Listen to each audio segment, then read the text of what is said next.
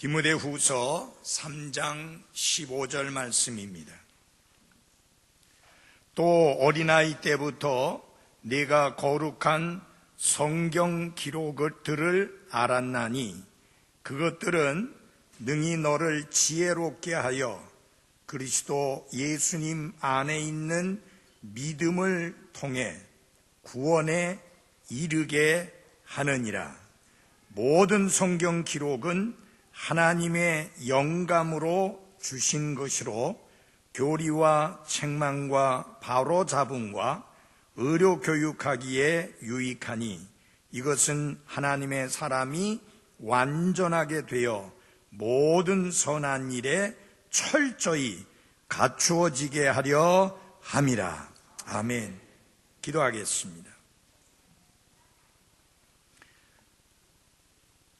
하나님 아버지, 우리의 삶 속에 자녀라고 하는 소중한 선물을 허락해 주신 것 감사합니다.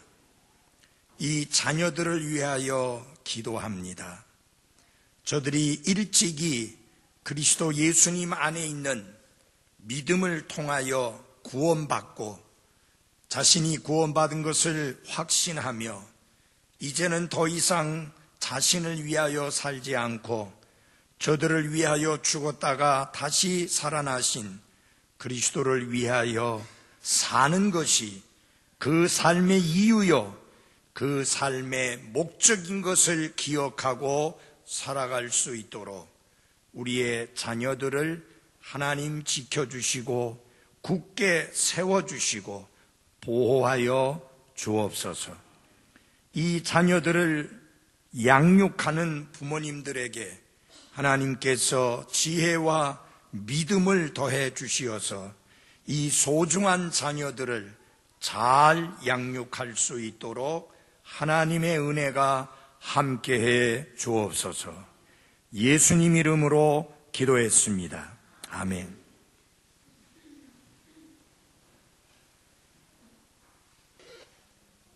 오늘 아침의 설교 제목은 명품 자녀와 성경이라는 제목으로 말씀을 드리겠습니다.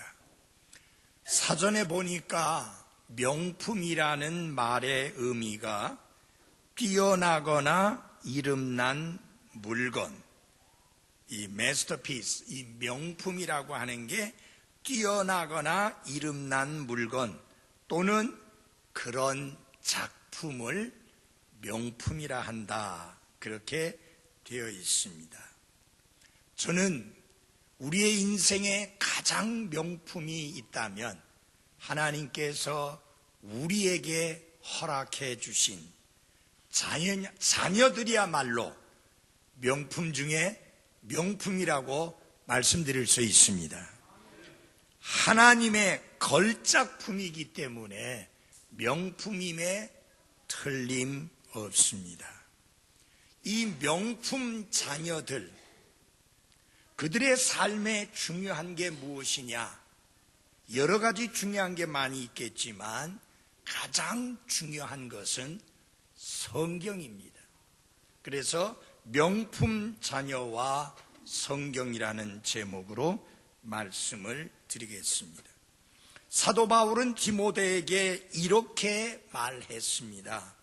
내가 그것들을 누구에게서 배운 줄 알며 라고 말을 했는데, 디모데가 배운 것은 진리의 말씀, 하나님의 말씀, 성경이었습니다. 근데 사도 바울은 이 진리를 알고 성경을 배우는 데 있어서 누구로부터 그것을 배웠는가? 디모데후서 1장 5절에서 이렇게 말씀합니다. 내가 내 속에 있는 꾸밈없는 믿음을 회상하노니 그것은 먼저 할머니 로이스와 내 어머니 유니게 속에 있었으며 내 속에도 있는 줄을 내가 확신하노라. 먼저 할머니가 그 믿음을 가지고 있었고, 그리고 그 딸인 어머니가 믿음을 가지고 있었는데 마침내 손자요 아들인 디모데 속에도 똑같이 그 꾸밈 없는 믿음을 소유하고 있다고 이렇게 말씀을 하고 있습니다. 그래서 사도 바울은 디모데에게 이렇게 이야기하고 있는 것입니다. 내가 내 어머니와 할머니에게서 그것들을 배웠다는 것을 잊지 말라. 누가 내게 그것들을 가르쳤는지 항상 기억하라 라고 하는 권면의 말씀입니다. 사도 바울은 디모데의 혼에 대하여 깊은 관심을 기울이고 있었던 할머니, 그리고 그 어머니가 바로 디모데에게 성경 기록들을 가르쳐 주셨는데 그 사실을 잊지 말고 기억하라고 디모데에게 말하고 있는 것입니다. 그러면서 사도 바울은 디모데에게 15절에서 이렇게 이야기합니다. 또 어린아이 때부터 내가 거룩한 성경 기록들을 알았나니 라고 말씀을 하고 있습니다. 디모데는 어려서부터 성경 기록을 아는 큰 축복을 받았고 큰 은혜를 누렸습니다. 여기서 말하는 성경 기록은 구약 성경을 가리킵니다. 왜냐하면 디모데가 성장하던 그 시기에는 아직 신약 성경이 완성되지 않았고 존재하지 않았기 때문입니다. 이제 디모데는 막 디모데 전서와 디모데 후서를 손에 넣은 그런 상황이었습니다. 그래서 사도 바울은 이 말씀을 통해서, 이 본문 말씀을 통해서 성경에 관한 근본적인 두 가지 진리를 가르치고 있고 말씀을 하고 있습니다. 그 첫 번째는 무엇이냐면 성경이 어떻게 존재하게 되었는가, 성경의 기원, 성경의 근원, 그것이 어떻게 있게 되었는가 라는 말씀을 가르치고 있고요. 또 다른 하나는 무엇이냐, 성경은 어떤 목적으로 주었으며 그 성경이 하는 일은 무엇인가, 그 기능에 대하여 가르치고 있는 것을 볼 수가 있습니다. 먼저 우리 디모데후서 3장 16절을 한번 읽어보도록 하겠습니다. 디모데후서 3장 16절입니다. 시작.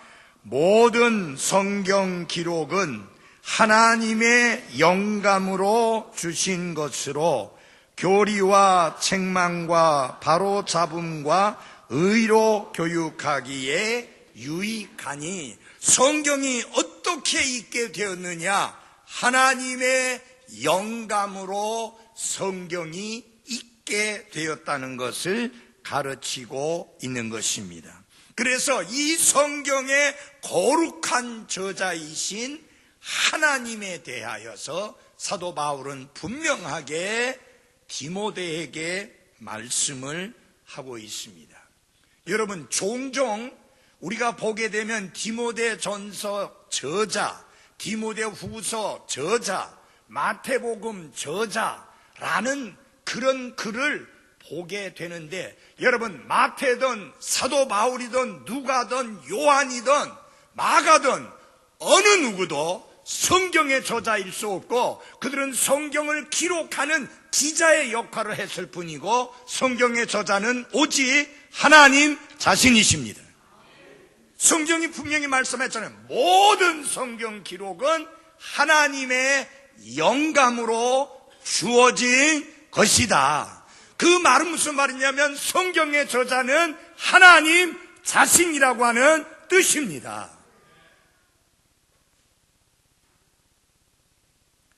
성경 자체가, 성경이 어떻게 존재하게 되었느냐, 그 시작에 대하여 너무나 명백하게 밝히고 있기 때문에 우리는 전혀 다른 말을 해서는 안 됩니다. 여기서 가장 중요한 말이 뭐냐? 하나님의 영감으로 주어진 것이다. 그게 중요한 거예요.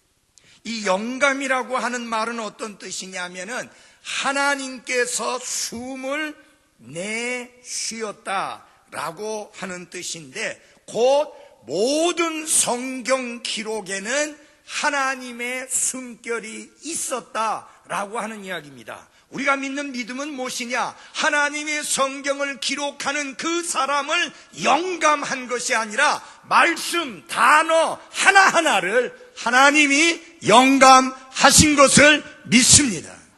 이것을 우리가 축자적 영감설이라고 합니다.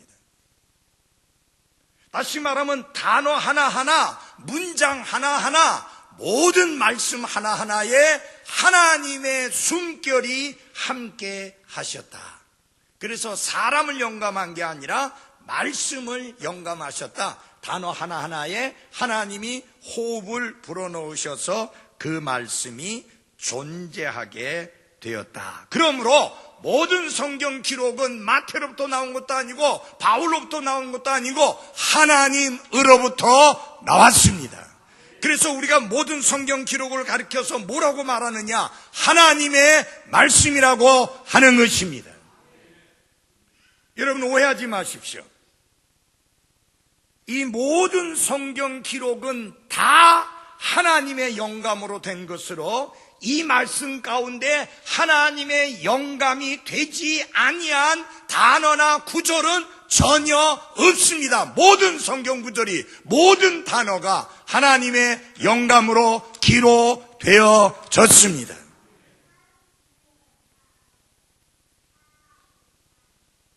그래서 자녀를 키우는 부모님들이 그 자녀가 어렸을 때부터 가르쳐야 하는 것이 무엇이냐? 모든 성경 기록은 하나님의 영감으로 기록된 것이고 하나님으로부터 나온 것이며, 그러므로 성경은 하나님의 말씀이다 라는 것을 철저하게 가르쳐야 합니다. 어렸을 때부터. 디모데가 어떻게 성경 기록을 알게 되었는가? 할머니와 어머니의 가르침을 통해서입니다. 어떤 목사님에게 물었습니다. 당신이 성경이 하나님의 영감으로 기록되었다는 사실을 믿는 이유가 무엇이냐? 라고 했을 때 내 어머님이 성경은 하나님의 영감으로 기록되었다고 가르쳐 주셨기 때문입니다. 그렇게 대답했어요. 그분은 신학을 전공한 신학 박사였지만 내가 신학교에 가서 그렇게 배워서 그렇게 안다는 게 아니라 나의 어머니가 성경은 하나님의 영감으로 기록되어진 하나님의 말씀이라고 가르쳐 주셨기 때문이다. 나는 여러분의 자녀들 모두가 커서 네가, 당신이 성경이 하나님의 말씀이라고 믿는 이유가 무엇이냐고 말했을 때 내 어머니가, 내 아버지가 그렇게 가르쳐 주느라고 당당하게 고백할 수 있는 그런 자녀들이 다 될 수 있기를 바랍니다. 어린아이 때부터 성경 기록을 안다는 것은 큰 행복이요, 특권이요, 축복입니다. 3장 15절을 보십시오. 같이 읽어보겠습니다. 시작. 또 어린아이 때부터 네가 거룩한 성경 기록들을 알았나니 그것들은 능히 너를 지혜롭게 하여 그리스도 예수님 안에 있는 믿음을 통해 구원에 이르게 하느니라. 디모데에게 놀라운 특권이 있었습니다. 놀라운 축복이 있었습니다. 놀라운 행복이 있었습니다. 그것은 무엇이냐면은 어린아이 때부터 거룩한 성경 기록들을 배워 알게 되었다고 하는 사실입니다. 어떻게 배워 알게 되었습니까? 어머니가, 할머니가 부지런히 가르쳤기 때문인 것입니다.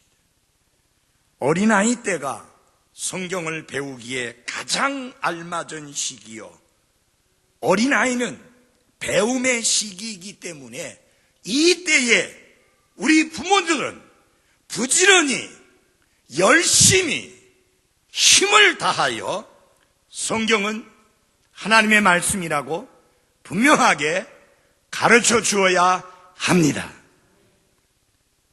사도 바울은 16절과 17절, 15절부터 17절까지 말씀을 통해 성경이 무엇을 보여준다고 가르치는가? 첫째, 성경은 구원의 길을 보여준다고 가르칩니다. 여기 15절에 보면 이렇게 말씀하고 있지 않습니까? 내가 거룩한 성경 기록들을 알았나니 그것들은 능히 너를 지혜롭게 하여 그리스도 예수님 안에 있는 믿음을 통해 구원에 이르게 하느니라.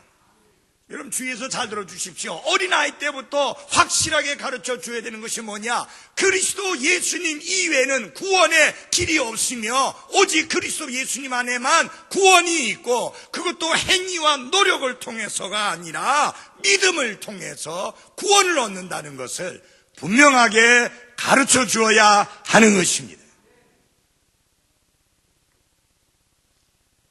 뿐만 아니라 이제 구원받은 그리스도인이 성숙한 그리스도인이 되고 하나님 앞에 쓰임받을 수 있는 귀한 일꾼이 되어질 수 있도록 갖추어지게 하는 것이 하나님의 말씀인 성경이라고 하는 것을 분명히 가르쳐 줘야 합니다. 우리 17절 같이 보겠습니다. 17절 같이 읽겠습니다. 시작.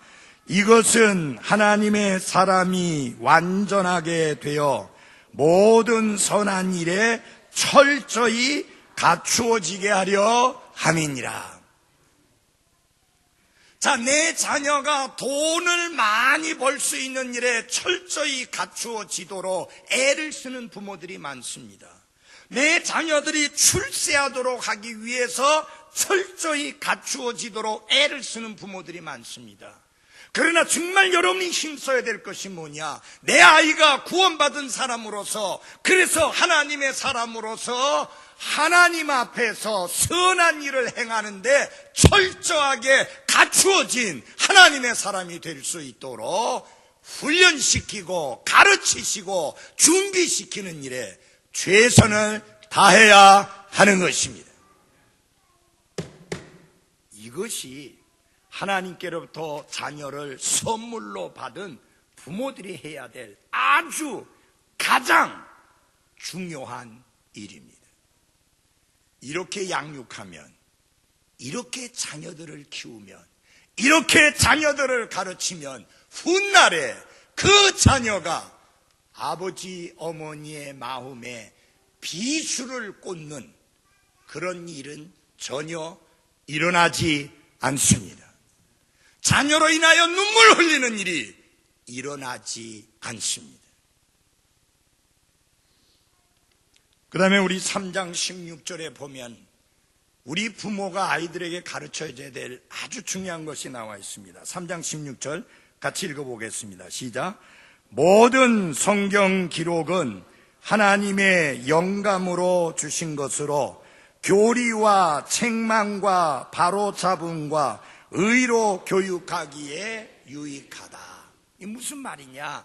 자녀에게 네가 무엇을 믿어야 되는지, 왜 믿어야 되는지, 어떻게 믿어야 되는지 그것에 관한 절대적 기준이 하나님의 말씀인 것을 분명하게 가르치십시오. 아버지, 어머니, 내가 왜 그렇게 말해야 됩니까? 내가 왜 그렇게 믿어야 됩니까? 내가 왜 그렇게 살아야 됩니까? 라고 할 때 분명하게 이야기하십시오. 성경이 그렇게 가르치고 말씀하기 때문이다. Because the Bible says so. 성경이 그렇게 말씀하고 있기 때문이다. 다른 이유 있을 수가 없어요. 성경이 그렇게 말씀하고 있기 때문이다.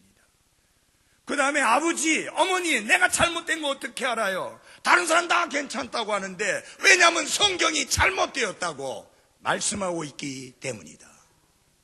아버지, 어머니, 내가 어떻게 바로 해야 돼요? 사람들은 이렇게 하라고 저렇게 하라고 그러는데 어떻게 해야 돼요? 말씀대로 해라. 말씀대로 바로 잡아라. 아멘. 아버지, 어머니, 내가 바로 했는데 앞으로 어떻게 살아야 될 것이야? 어떻게 살아가야 됩니까? 하나님의 말씀대로 살아가라. 의로 교육. 계속해서 그 길을 가도록. 여러분, 우리 자녀들은요, 기회만 있으면 삐뚤어 가려고, 곁길로 벗어나려고, 길에서 벗어나려고 애를 쓰고 있습니다. 호시탐탐 기회를 노리고 있습니다. 그 아이들이 고든 길을 계속해서 갈 수 있도록 주일학교에, 교회 출석에 열심을 내도록 가르치고 훈련시키셔야 합니다. 그래 하면 여러분, 자녀로 인하여 상처받고 울고 가슴에 비수가 꽂히는 것 같은 끔찍한 고통을 안 당해도 된다라는 사실.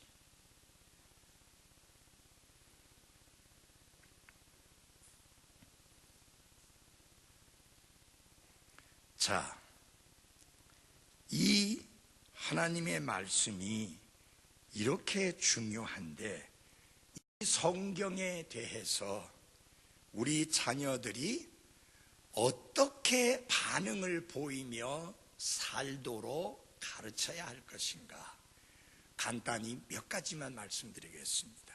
시편 119편을 통해서 몇 가지만 말씀드리겠습니다. 다 같이 시편 119편을 찾아주시기 바랍니다. 이 시편 119편이 특징이 있습니다. 몇 가지 특징이 있는데요, 그 첫째 하나는 무엇이냐면은 신구약 성경 중에서 한 장인데 제일 긴 장이 시편 119편입니다. 무려 176절이나 됩니다. 그 다음에 두 번째 특징이 있습니다. 176절 모든 구절이 전부 다 예외 없이 하나님의 말씀을 가르치거나 하나님의 말씀을 칭송하거나 하나님의 말씀을 찬양하는 구절입니다. 176절 전부 다가. 그 다음에 세 번째 특징은 우리 한글 성경이나 영어 성경에는 전혀 의미가 없지만은 이게 어떤 순서로 되어 있느냐, 히브리어의 알파벳 순서로 되어 있습니다. 그래서 알레프가 히브리어의 우리의 기억과 같은 것인데, 그 알레프와 관계된 것이 1절에서 8절까지, 그 다음 베트, 이제 니은에 해당되는 것이 또 어디까지, 이런 특징을 가지고 있는 게 이 시편 119편의 특징입니다. 한마디로 말해서 시편 119편은 하나님의 말씀을 찬양하는 시입니다. 첫 절부터 176절 마지막 절까지 모든 구절이 하나님의 말씀을 찬양하는 구절입니다. 기회가 주어지면 119편 전체를 하나하나 들어가면서 말씀을 전해보고자 합니다. 오늘은 그 중에 몇 가지만 말씀드리겠습니다. 첫 번째, 잘 들어주십시오. 부모가 이 성경에 대하여 어떤 태도를 갖도록 가르쳐야 되느냐. 다 같이 합시다. 성경을. 식사 오늘 안 하고 오셨어요? 이 날씨가 좀 저기압이라 그런가? 우리 그래도 이런 거 뛰어넘는 게 침례교도의 특징인데. 한 번 더 하겠습니다. 성경을 신뢰하도록 가르쳐야 한다. 예, 성경을 신뢰하도록 가르쳐야 합니다. 시편 119편 42절입니다. 시편 119편 42절입니다. 그리하시면 내가 나를 모욕하는 자에게 그것으로 대답하리니, 그 다음에 같이 읽겠습니다. 시작. 나는 주의 말씀을 신뢰하나이다. 우리의 자녀들이 어느 경우에든지 어떤 형편에 처하든지 하나님의 말씀을 절대적으로 신뢰하도록 가르쳐야 합니다. 하나님의 말씀에 올바르게 반응하는 자녀를 보기 원하면 먼저 그 자녀가 하나님의 말씀에 대한 철저한 신뢰가 있어야 합니다. 그래서 하나님의 말씀은 진리요, 하나님의 말씀은 오류가 전혀 없고 완전 무결한 말씀으로서 이 하나님의 말씀, 이 성경은 절대적으로 신뢰할 만한 책이라고 하는 것을 자녀들에게 부지런히 가르쳐야 합니다. 어떤 사람들의 말은 도무지 신뢰할 수가 없습니다. 요사이 떠들어대는 그 사람 진짜 말을 신뢰할 수가 없어요. 몇 달 전에 이렇게 말했는데 똑같은 내용으로 분명히 그렇게 말했는데 지금은 딴소리해요. 그러니까 그 사람 좀 제발 내 선거하는데 오지 마라. 왜? 도움이 안 되니까. 말이 이랬다 저랬다 하니까. 성경은 이렇게 말합니다. 사람들은 다 거짓되되 하나님은 참되시다 라고 말씀합니다. 하나님만 신뢰할 수 있는 분이요, 그러므로 그분의 말씀은 신뢰할 수 있는 말씀입니다. 아이들이 커가면서 성장하면서 힘들고 어려운 상황 속에 처할 수도 있지만 아무리 힘들고 어렵다 할지라도 나는 하나님의 말씀을 철저히 신뢰하며 살겠다고 하는 강한 확신 속에 살아갈 수 있도록 하나님의 말씀, 성경을 신뢰하도록 가르쳐야 합니다. 하나님의 말씀은 신뢰를 받기에 합당합니다. 왜? 신실하신, 신뢰할 수 있는 분의 말씀이기 때문입니다. 거짓말장애인 사람의 말이 아닙니다. 절대 거짓말 하실 수 없는 하나님의 말씀이기 때문에 우리는 이 말씀을 신뢰할 수 있고요. 여러분, 하나님은 절대로 여러분과 저를 신실하지 아니함으로 인해서 실망시키지 않습니다. 신실하신 하나님, 실수가 없으신 하나님. 나는 실수합니다. 여러분도 실수합니다. 우리 모두 실수합니다. 왜? 우리는 하나님처럼 완전한 자가 아니기 때문입니다. 그러나 하나님은 완전하신 하나님으로서 절대로 실수가 없으십니다. 하나님은 이렇게 말했다 저렇게 말했다 말을 바꾸시는 분이 아니십니다. 그러므로 그분의 말씀은 신뢰할 수 있는 것입니다. 그래서 여러분, 우리가 자녀들에게 가르쳐야 될, 철저하게 가르쳐야 될 것 중에 하나는 아들아, 딸아, 내 말을 귀 있게 들어라. 어떤 경우에든지 하나님의 말씀, 성경 기록은 신뢰할 만한 말씀이다. 어떤 경우에도 이 말씀을 신뢰하고 살거라 라고 가르쳐야 하는 것입니다.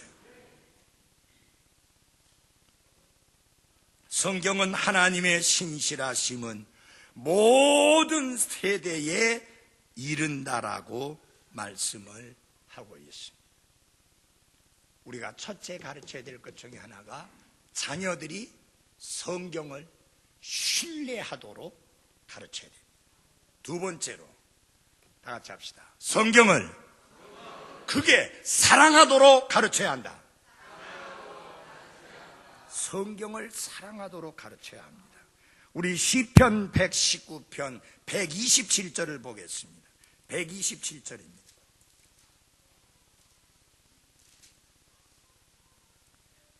함께 읽겠습니다. 시작. 그러므로 내가 주의 명령들을 금보다 더 사랑하오며 참으로 정금보다 더 사랑하나이다. 아멘.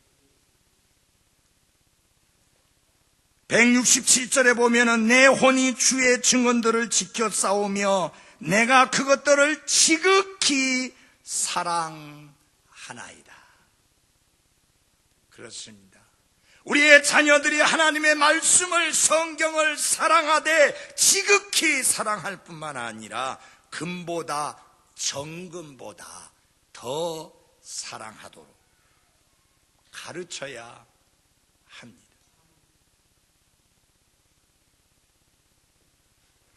시편 기자는 하나님의 말씀을 사랑하고 하나님의 말씀을 귀하게 여겼고 하나님의 말씀을 금보다 정금보다 더 귀하게 여기고 사랑했는데, 그리고 그 사실을 부끄럼 없이 당당하게 고백했는데 우리 또한 그러해야 합니다. 그리고 그것을 부지런히 자녀들에게 가르쳐야 합니다. 우리는 하나님의 말씀을 신뢰할 뿐만 아니라 하나님의 말씀을 사랑해야 되고 우리의 자녀들에게도 하나님의 말씀을 신뢰하도록 가르쳐야 하고 하나님의 말씀을 지극히 사랑하도록 가르쳐야 합니다. 119편 97절에 시편 기자는 내가 주의 법을 얼마나 사랑하는지요. 그 법이 종일토록 나의 묵상이 되나이다. 너무너무 사랑하니까 밤낮 없이 그 말씀을 묵상한다. 여러분, 형편없는 거 밤낮 없이 묵상한 사람 없잖아요. 아무 일도 도움도 되지 않는 거, 가치도 없는 거 밤낮 없이 묵상하는 사람 없잖아요. 왜 사람이 자나깨나 돈 합니까? 돈에 가치가 있기 때문이에요. 여러분, 돈이 가치 있는 거 인정해야 돼요. 맞아요? 여러분, 돈 가지고 양식도 살 수 있고 돈 가지고 병원에 가서 치료도 받을 수도 있고 돈 가지고 아이들 학교에 보낼 수도 있고 돈 가지고 여러분들이 원하고 좋아하는 옷도 사서 입을 수 있고 돈 가지고 집도 사고 돈의 가치가 있어요. 그러니까 사람들이 밤낮 없이 돈 생각하는 거예요. 그게 가치가 하나도 없는 것이라면 사람들 밤낮 없이 돈 생각 안 해요. 그게 가치가 있으니까 그래요. 근데 여러분, 돈보다 훨씬 가치 있는, 아까 정금이라고 그랬는데 fine gold라고 하는 말이에요. 그 금이 불순물이 없이 24K짜리 금, 그것보다 더 귀하다. 가치가 있다. 무엇이? 하나님의 말씀이. 그래서 내가 이 하나님의 말씀을 밤낮 없이 묵상한다. 모든 재물을 기뻐하는 것 같이 주의 증언들의 길을 기뻐하였나이다. 여러분, 물어보겠습니다. 여러분 집안에 재물 쌓이는 거 기뻐하나요? 좋아하세요? 집에 들어가 봤더니 아무것도 없어요. 제가 캄보디아에 갔더니 그 캄보디아의 어떤 마을을 이 가이드가 안내를 하면서 거기를 꼭 보고 가야 된대요. 근데 그게 맨입에 가는 게 아니라 그냥 갈 수 있냐, 그 사람들 좀 뭐 좀 사다 줘야 된다. 그래갖고 또 별도의 돈을 내가지고 거기를 갔습니다. 와, 우리나라 사람 같으면 절대로 보여주지 않을 방을 보여주는 겁니다.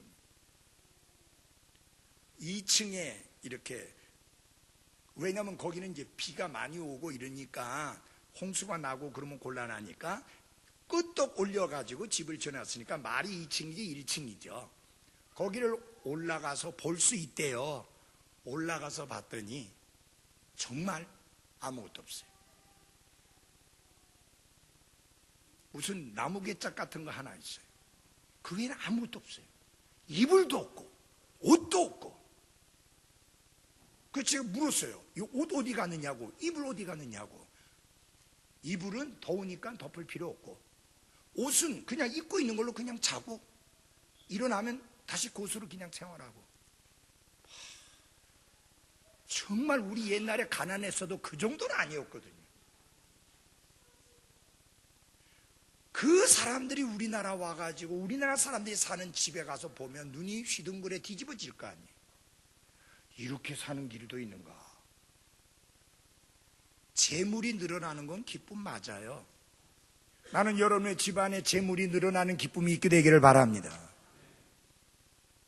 영적으로 살기 때문에, 신앙적으로 살기 때문에, 반듯하게 믿음을 지키며 살기 때문에 우리 집에는 재물 필요 없습니다. 덮을 이불 한 벌하고 이불 옷 한 벌하고 이거면 오케이, 답니다. 제가 볼 때는 이 자리에 계신 분 중엔 그런 분 한 분도 없을 거예요. 그렇죠? 자기 집안에 재물이 늘어나기를 다 원해요. 기쁨이에요, 그거. 슬픔 아니에요. 고통 아니에요. 아픔 아니에요. 시편 기자가 말한 대로 기쁨이에요. 근데 그 재물이 늘어나서 기뻐하는 것보다 나는 하나님의 말씀을 더 기뻐하였나이다. 그게 중요한 거예요, 여러분. 재물이 늘어나고 우리 집에 재물이 있는 게 문제가 아니고 그것보다 하나님의 말씀을 더 기뻐하는 거, 그게 중요한 거예요. 다 같이 72절을 열어주십시오. 시편 119편 72절입니다. 72절 같이 읽겠습니다. 시작. 주의 입의 법이 내게는 천천의 금은보다 더 좋으니이다.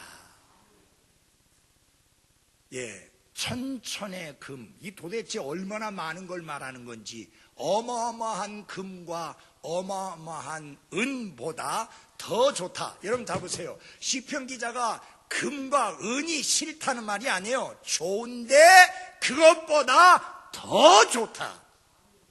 여러분 집에 금과 은이 넘쳐나면 좋겠지만 좋아하십시오. 감사하십시오. 그러나 그것보다 더 좋아해야 될 것은 하나님의 말씀이다.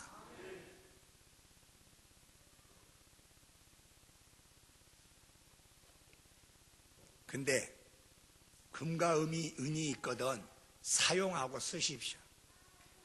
어떤 분들 보면은 폐물이 있는데 도대체 안 끼고 다니고 안 차고 다니고 딱 집에다가 모셔만 놔요.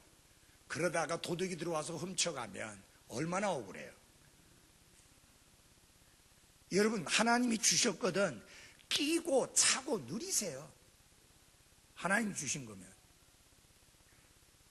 그렇다고 해서 여러분이 그야말로 철렁철렁 걸치고 그 부귀를 자랑하고 그럴 사람들 아니잖아요. 그것을 좋아하는 것보다 더 좋아해야 되는 게 뭐냐? 하나님의 말씀입니다. 그래서 우리가 아이들에게 가르쳐야 될 게 뭐냐? 하나님의 말씀을 기뻐하도록 가르쳐야 된다. 하나님의 말씀을 사랑하도록 가르쳐야 된다. 하나님의 말씀을 좋아하도록 가르쳐야 한다. 마지막으로 하나님의 말씀을 신뢰하고 하나님의 말씀을 사랑하면 그 다음에 아주 중요한 게 있습니다. 하나님의 말씀에 복종하도록 가르쳐야 합니다. 다 같이 합시다. 성경에 복종하도록 가르쳐야 한다. 말씀을 신뢰하고 말씀을 기뻐하고 말씀을 사랑하고 말씀을 조롱하지만 그 말씀대로 살지 않으면, 그 말씀에 복종하지 않으면 좋아하고 기뻐하고 사랑하고 신뢰하는 게 아무 의미가 없잖아요. 좋아합니다라고 말합니다. 사랑합니다라고 말합니다. 신뢰한다고 말합니다. 그런데 사는 것은 내 멋대로 살면 그건 아무 의미가 없잖아요. 아이들이, 자녀들이 하나님의 말씀에 순종하고 복종하는 삶을 살아가도록 가르쳐야 합니다. 우리 55절, 56절을 보겠습니다. 55절, 56절. 오 주여, 내가 밤에 주의 이름을 기억하고 주의 법을 했어요?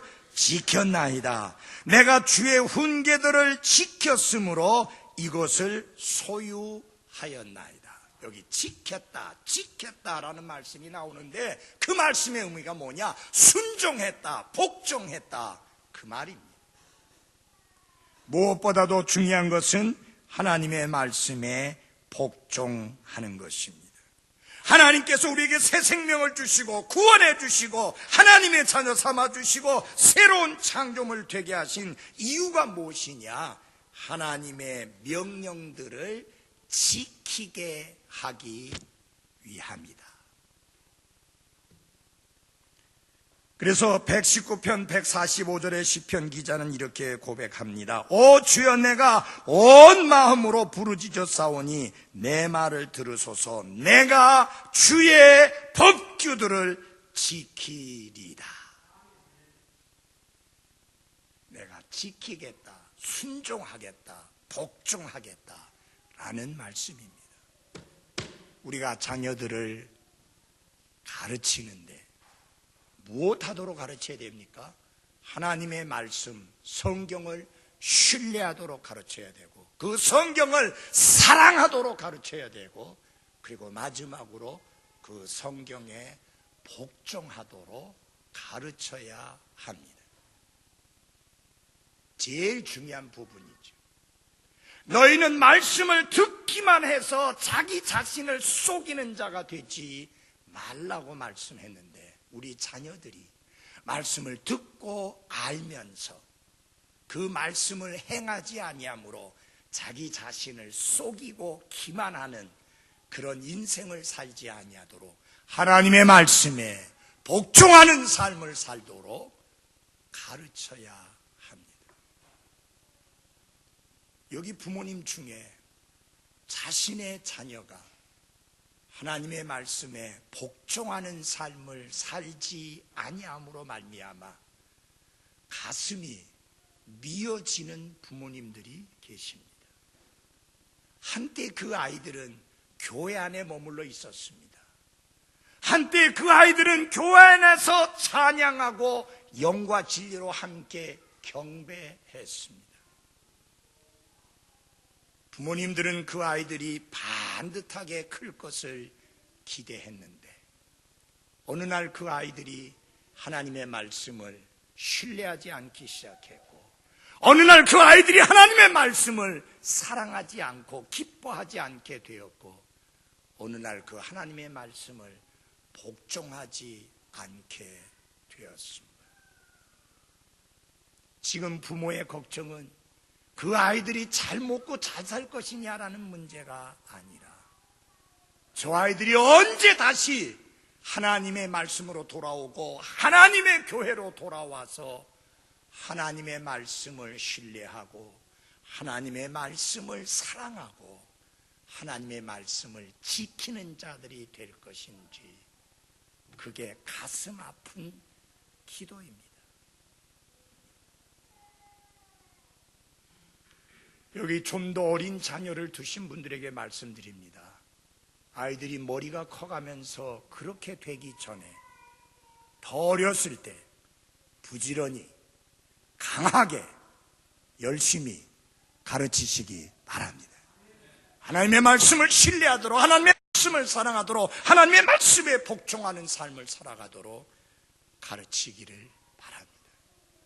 하나님의 말씀에 대한 복종은 인생에서 성공을 거두게 합니다. 하나님의 말씀에 대한 복종은 은혜 안에서 성장하게 합니다. 하나님의 말씀에 대한 복종은 세상이 줄 수 없는 평안을 얻게 합니다. 하나님의 말씀에 대한 복종은 세상이 알지 못하는 기쁨을 얻게 합니다. 여러분의 자녀가 그렇게 돼야 되지 않겠습니까? 기도하십시오. 포기하지 마십시오. 하나님의 말씀을 신뢰하도록 설득시키십시오. 가르치십시오. 최선을 다해서 권면하십시오. 하나님의 말씀을 신뢰하고 하나님의 말씀을 사랑하고 하나님의 말씀에 복종하는 삶을 살아가도록 여러분의 자녀들을 끊임없이 가르치기를 바랍니다. 끈을 놓지 마십시오. 그가 살아있는 동안은 기회가 있습니다. 그가 살아있는 한 그들은 돌이킬 수 있는 가능성이 있습니다. 얼마나 눈물로 기도해 보셨습니까? 얼마나 눈물로 그 아이들에게 호소해 보았습니까? 얼마나 눈물로 그 아이들을 권면해 보셨습니까? 얼마나 여러분이 많은 눈물로 그 아이들이 돌이키도록 강력하게 이야기해 보셨습니까? 우리는 절대로 부모의 역할을 포기해서는 안 됩니다. 기도하겠습니다.